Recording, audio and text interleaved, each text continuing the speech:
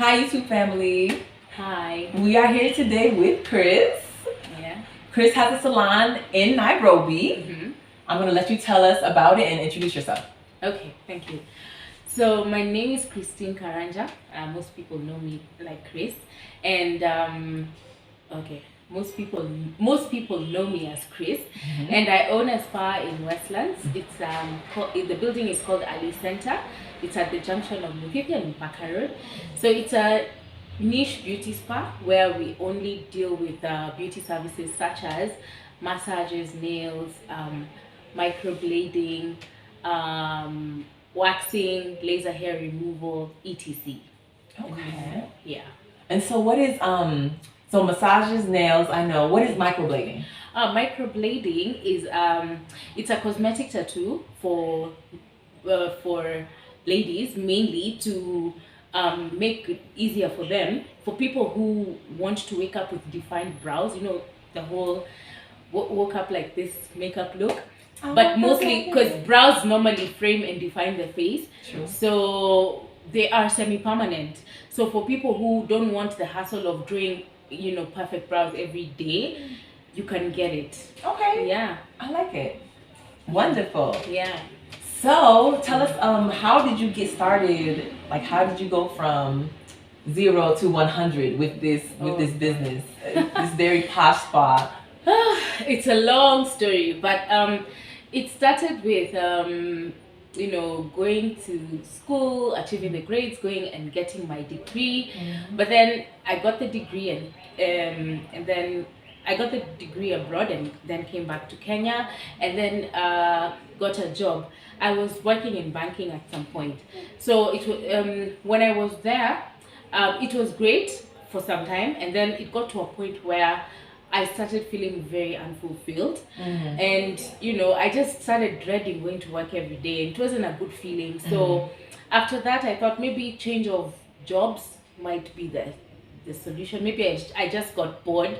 Right. And I managed to get a job elsewhere. I worked in a real estate firm, and I mean, it was okay for some time, but then again, that feeling of not being fulfilled still was there. Right. It wasn't your passion. No, it wasn't my passion. Okay. So I mean, I just, you know, then I had a life-changing experience somewhere in between, and after that I realized life is too short, and that's when now you know, I decided to quit my job and took a step back and just tried to reevaluate and think about what I really want to do that would make me happy. And after taking that time out, I realized when I looked back to when I was younger, I really enjoyed doing the creative things. So whether it was in school, maybe in the art projects that we do, I used to really thrive doing those. So I mean, and just generally, I had an interest in anything that would allow me to express myself creatively. So I decided to, you know, look into how I can do a business that would allow me to express myself that way. And I just, you know, I at that time I was a bit obsessed with nails. Yeah, and the whole nail art thing. So I thought maybe I can start here because I still also had a passion in beauty. Okay. So I decided to I decided to take a short course. I took a short course with Ashley for about, I think it was 6 months, and I did a nail tech course, and I liked it. And then with doing that course, it opened up my eyes on, you know, just the whole beauty industry and what it entailed. And you know, I started getting this idea of why don't I just open a nail spa, and that was, you know, that's how the idea was born. So I set out to set up a nail bar, but in turn it became a beauty spa, and it has kept growing ever since. We're almost clocking 5 years now. Wow. Yeah. And I bet it went by like that. Yes, very fast. Yes. Yeah. I love it. Yeah. I love how you just, you know, it was something that was in your heart, in your head. And I went for it. You took the steps to make it happen. Yes. Here you are. Yes. I love it. What advice would you give other business owners that want to start their own business but they don't know where to start maybe? Yes. Okay. Passion is very important, yeah. So I would say look for something that you enjoy doing. Once you enjoy doing it, okay, sometimes you might not know where to start because either you don't have the finances or you just don't really have an idea. So like for me, when I realized that I really had a passion in doing something creative, so I ended up looking into nail technology, nail tech. I decided, let me take a short course so that I can understand what it was about, not just the how to do it, but also the business side of it. And I learned so much from it. And also like aside from passion and going to school and trying to get more knowledge on what you want to do, it's also good to have a support system, somebody who can support you as you're trying to get this business off the ground. It's very important because even as I started the business, like I said, it started out as a nail spa, but it evolved into a beauty spa. It didn't happen overnight, and it wasn't like an upward line on the graph, Right. It started out very, very slow, but I had a very good support system, and they believed in me and believed in, they could see the fire that I had in running the business. Right. So Right. I mean, I can't take all the credit myself. My support team knows themselves. Okay, Yeah. I love it. Yeah. So you had your friends, your family, Yeah. all of that supporting Exactly. you. Yes. Yeah. I would say if you're around people, if you have a passion, if you have a dream, and you're around people that are discouraging you and that don't support They're you, not- watch out for your. Yes. Those aren't your people. No. So Yeah. watch out for that. Yeah. For sure. Yeah. So I love that. I love supporting Black businesses. Yeah. And we were talking about earlier how there's been something in the news lately, a place in the news lately, The Alchemist, who of course they are not Black owned, and there's just so many issues with the way that they treat their patrons. I'm gonna go ahead and play that video for you. There's actually two videos I want you to see. An incident that happened last month at the very end of May, and an incident that happened just recently a few days ago. So I'm gonna go ahead and play those videos for you now. It's racist, wallahi. I swear, nilikuwa nataka kurecord. Nitapost Twitter kesho. I swear hii ni racist vibaya. So there's a white person lying. And there's a black people lying. Imagine But unajua boys wako na accent so wanaweza acha apite. Imagine Kai amerudi. Haya. Usiniambie utarudisha boys na Yeye amekataza. it's racist, wallahi. I swear, nilikuwa nataka kurecord. Nitapost Twitter kesho. I swear hii ni racist vibaya. So there's a white person lying. And there's a black people lying. Imagine But unajua boys wako na accent so wanaweza acha apite. Imagine Kai amerudi. Haya. Usiniambie utarudisha boys na Yeye amekataza. What's going on, man?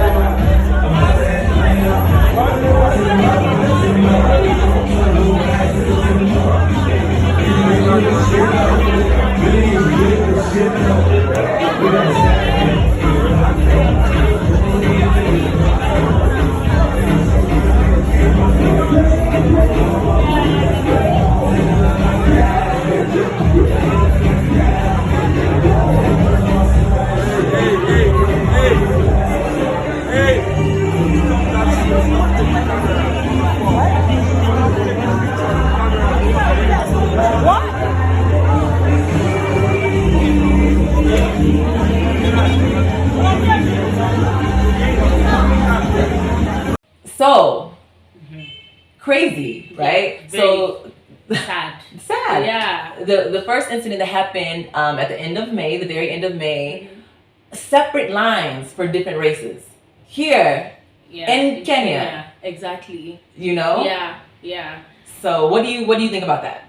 I just think it's pathetic. Like you. Great word. Yeah, it's pathetic. Yeah. You can't be running a business in Kenya and treating people differently, especially as natives who are the ones who are making your business run. Yeah. You can't treat us as second class citizens. Like in that clip, you could see there was clearly two lines of two different races. Yeah. One had the white and the Indians. and the Indians, and the other one had the white people. And I think the white The black- people, the black- the black people, and I think the white people were being given priority also of getting For in. entrance, yeah. Right. Yeah. I mean, why? As in, we are the ones who you're in our country. Yes. Yeah. I mean, and I believe the people who own it, it's not that they're not Kenyans, but they just believe that other line is they're held to a higher standard than we are. So we are probably to them we are like second class citizens, right? Yeah. which is crazy. And I mean, for me, I felt I was actually sad about the whole situation because I actually do like alchemy. However, like I feel so saddened by the fact that this is a place I go and spend my money, and yet they still don't value me as much as those other people. It's not right. I'm very against us spending money with people who don't respect us. Yeah. Appreciate, respect, acknowledge. Exactly. There are other clubs that are Kenyan owned. Yeah. That are black owned. Yeah. I can't even just say Kenyan because a lot of people that own these clubs, they might be Kenyan when it comes to nationality. Where they vote, where they pay taxes. Yeah. That means nothing if you don't respect black people. Exactly. If you're able to treat black people like this, it means nothing if you are Kenyan. So even there's times where I have to go places and I'll ask like, okay, I'm interested in the owner. Like, okay, is this locally owned? Oh yes. I'm like, oh, the owner is Kenyan. Yes, the owner is Kenyan. And I'm like, are they black Kenyan? Oh no.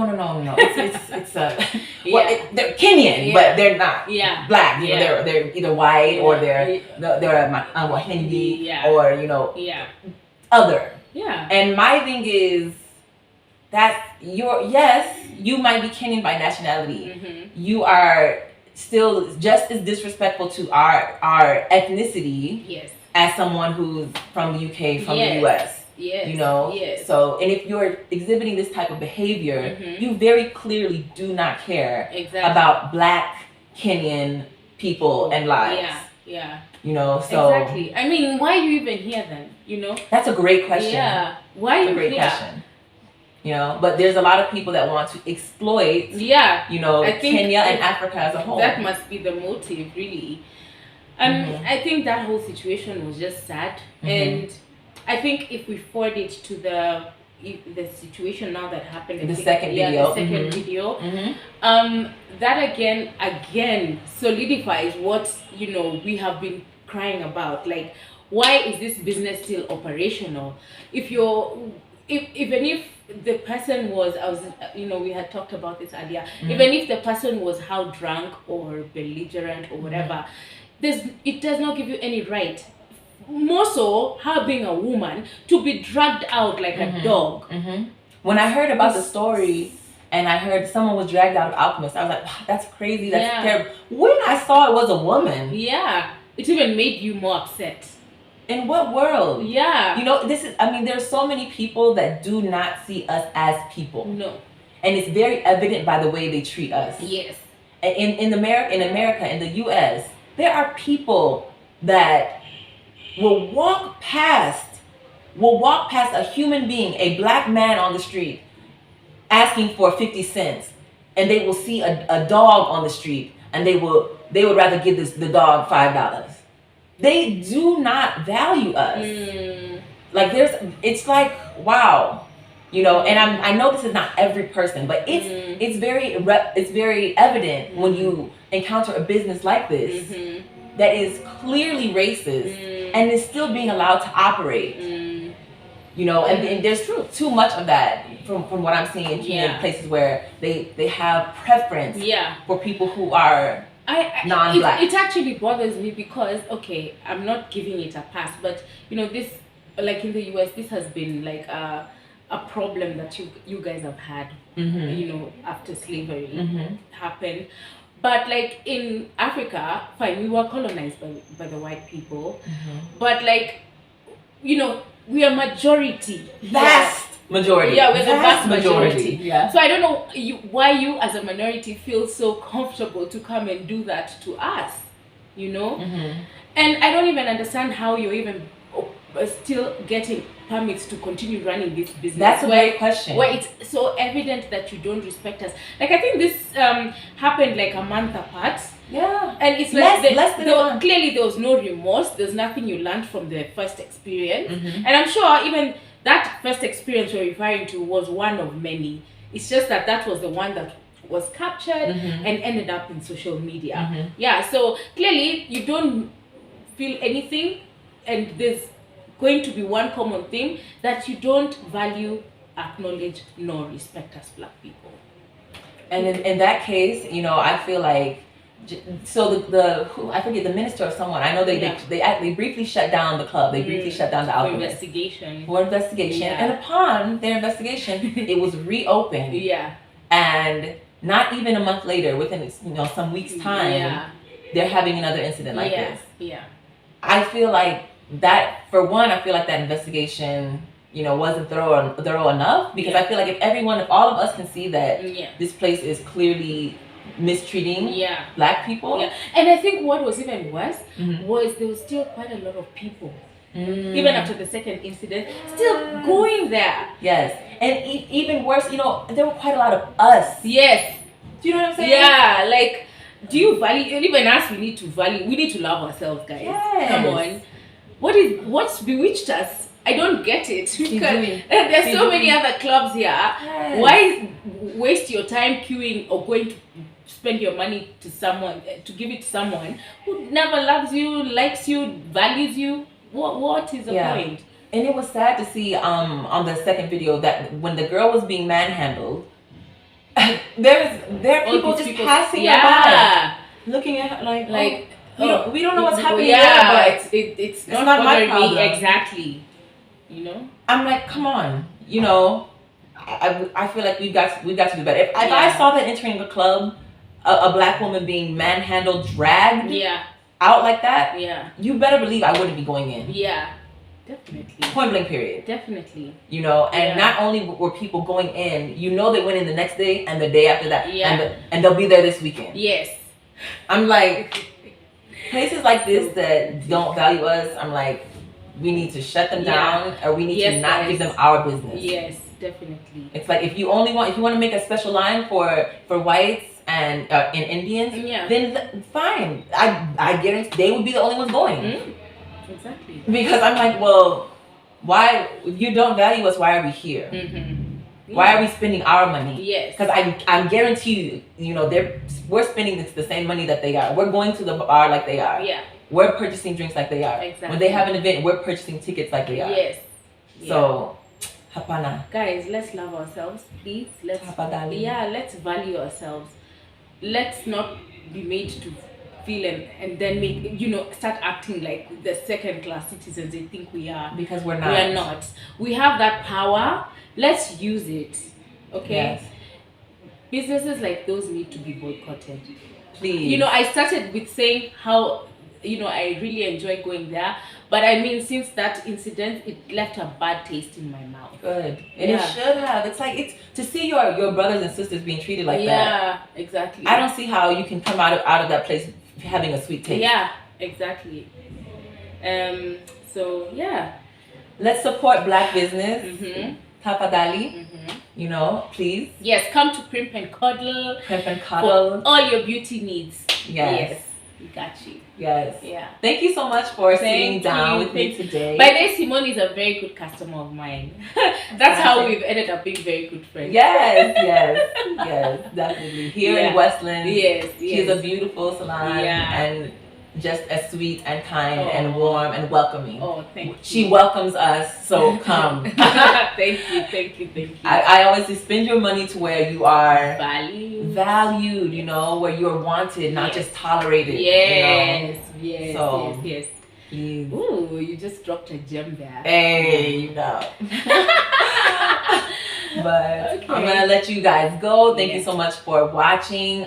You can please like and subscribe below, and I'll leave some links to my other videos, and I'll also leave Kris's information for her shop and where she's located. Yeah. And very nice of you tuning in. I appreciate you all. Asante sana. Bye. Bye. Karibu. Go ahead.